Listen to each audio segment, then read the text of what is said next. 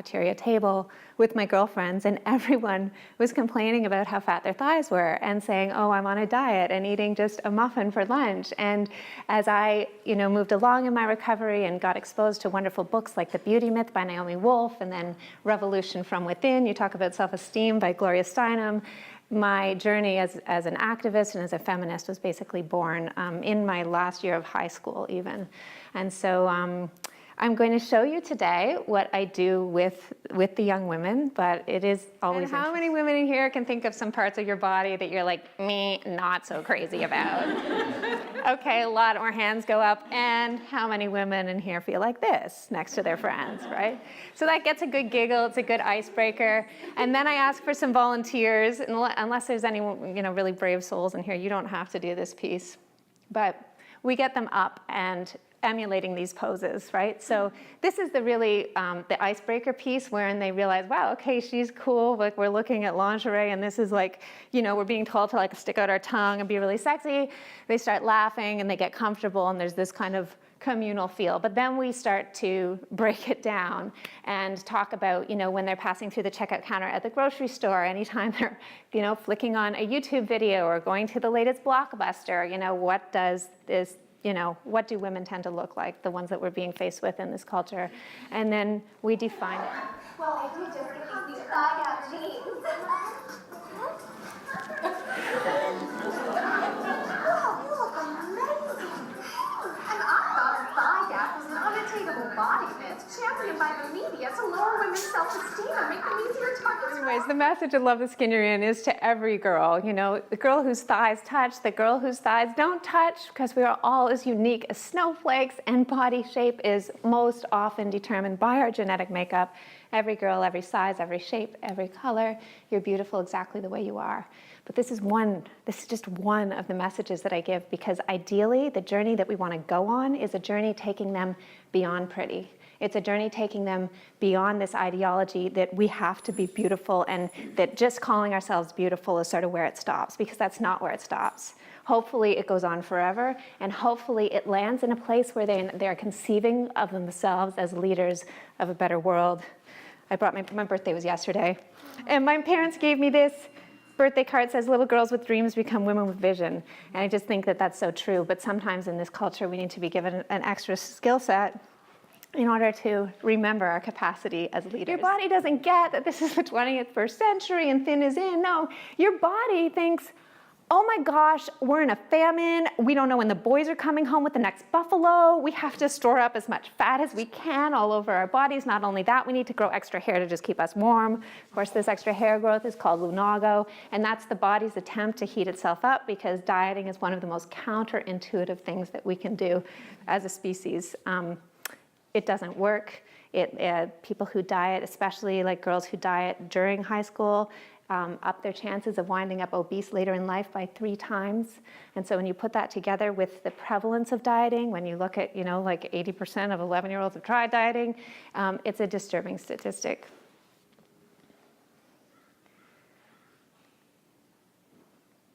Okay, what is this ad selling? Perfume.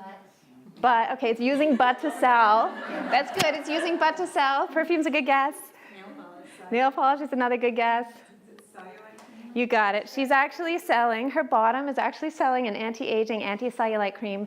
The ad is directed toward 50-year-old women, okay? Now, how old is the model? That's right, she's 14. Yeah. She's 14, and the way they do this is they take this image, it's really, they're quite clever. They take this image, and it's 2 different separate images. They get her to get up on her the 14-year-old gets up on her tippy toes so that they can get that particular arc in her buttock, right? And then they do this back bend so that they can get that particular moon curve in her back. Then they take a grown woman's hand and they Photoshop the grown woman's hand on top of the scarf, and then they put it out to us and sell the product. And this is, and this is light. I mean, this is light compared to a lot of what's out there now, right? This was out there when I was at McGill This was our like Macy's is called the Hudson's Bay Company. So this was out every 10 meters in front of the Hudson's Bay Company, hanging there, you know, trying to cajole women through the doors so that they would purchase it. And feminists actually got together and rallied against it. They said, take this down. This does not represent us. This is not what we look like, and we won't have it. And that social pressure was powerful enough for Christian Dior to actually pull the ad. And that's nothing compared to hashtag campaigns like the Not Buying It campaign that Misrepresentation has us all doing. And you can see, like, even if you look at the ads in the Super Bowl ads that happened this year compared to the Super Bowl ads last year when we launched really powerfully with hashtag Not Buying It to you know, really horrific messaging systems like GoDaddy, for example, were amazing. This year we got the hashtag Like a Girl campaign. You know, this year we got Mindy Kaling. Okay, she was selling insurance, but she was talking about minority invisibility. I mean, we've been making great progress, and I talked to the girls about that the power is in their hands, and the studies show that women especially are so powerful when it comes to social media, and as an activist community, we really can start to be a charge and a force of social change with that. There are practices that you can do. You can start with something like really basic, like loving kindness practice, wherein you're just like breathing love in and out, you know, and you can breathe that love in and out. Let's just do it together for a minute now. So I want you to imagine yourself as a 5-year-old. 5, right?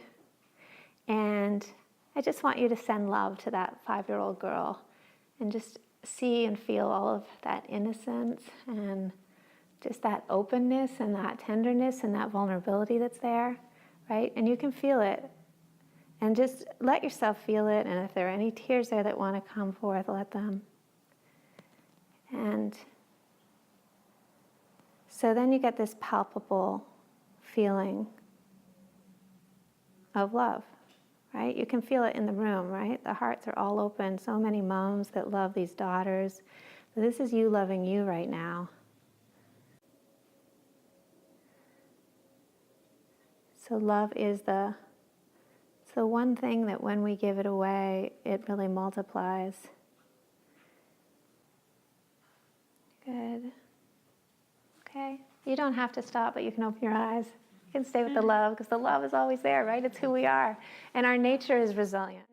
And then I encountered Zen when I was 24. I was encouraged to go to this monastery and just start doing the practice. And I received very detailed practice instruction from the monks there, and learned to feel the breath and feel the body. I learned to open the peripheral vision.